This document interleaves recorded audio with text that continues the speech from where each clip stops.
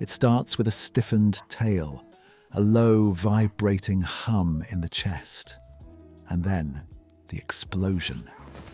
To the stranger across the street, they see a monster. To the neighbors, they see a bad dog with an owner who has lost control. And to you, standing at the end of that vibrating leash, it feels like a betrayal. You've done the training, you've given the love, yet in this moment your dog looks like something you don't recognize. You call it aggression. You worry that deep down, your companion is broken. But what if I told you that what you're witnessing isn't mean? What if I told you that your dog isn't trying to start a fight, but is desperately trying to survive one that only exists in their mind? Today, we are decoding the aggression myth. We are going beyond the bark to reveal the 2026 neuroscience of emotional dysregulation. We're exploring the neurological red line, the distance calculation, and the heartbreaking truth about why your dog's brain is stuck in a 15,000-year-old survival loop. By the end of this story, you won't see a monster at the end of the leash.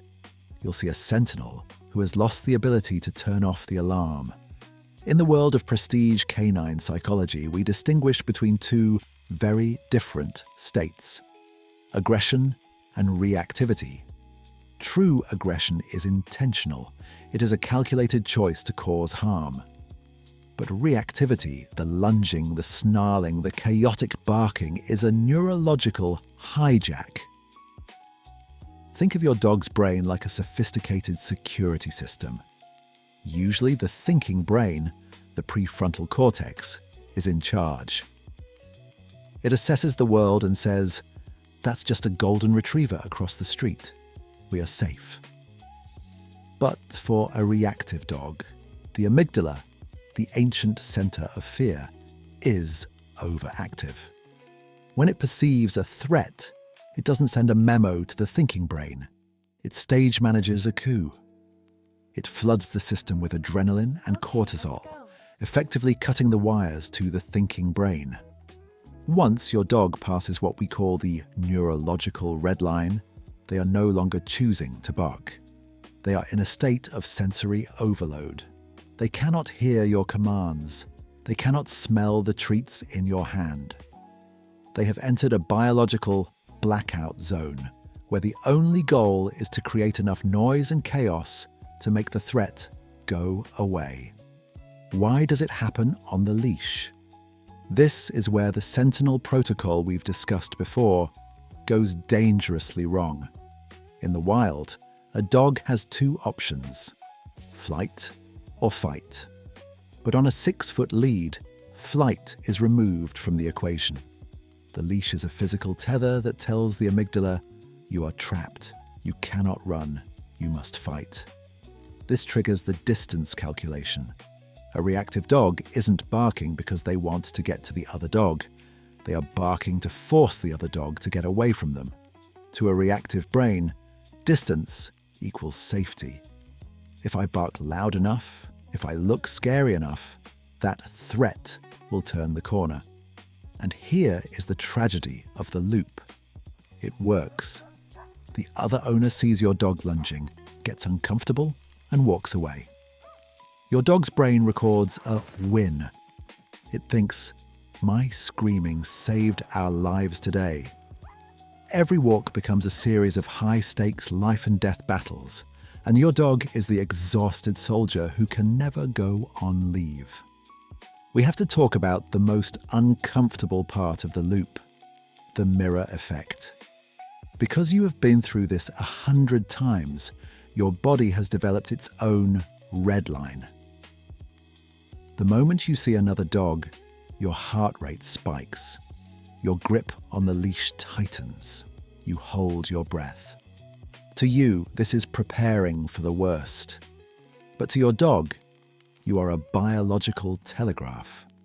Remember, your dog tracks your hormones and your muscle tension with 15,000 years of precision. When you tighten that leash, you are sending a high-speed data packet that says, "I am scared. There is a threat. Initiate protocol defense. You and your dog are locked in a feedback loop of anxiety. You are waiting for them to explode. They are exploding because they feel you waiting. To break the aggression myth, we have to realize that the leash isn't just a physical restraint, it is an emotional conductor. So, how do we dismantle a 15,000-year-old survival loop? In 2026, prestige behaviorists are moving away from correction and toward neurological cooling. We don't punish the alarm for going off. We prove to the sentinel that the house is safe. This requires shifting the frequency from confrontation to observation. We find the threshold, that exact distance where your dog sees the threat but hasn't yet crossed the red line. In that space, we rewire the brain. We teach the amygdala that the sight of another dog isn't a signal for battle. It's a signal for a data exchange with you. It takes time. It takes patience.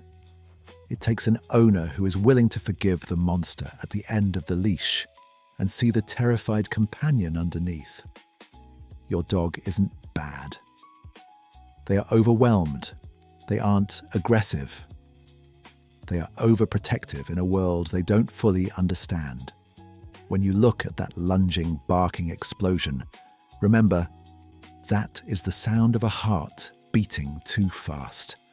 That is the sound of a bond trying to protect itself. The next time the hackles rise and the bark echoes through the street, don't meet their chaos with your own. Be the cooling frequency they need. Because the greatest gift you can give your sentinel is the permission to finally stand down. Thank you for listening to the story of the pack.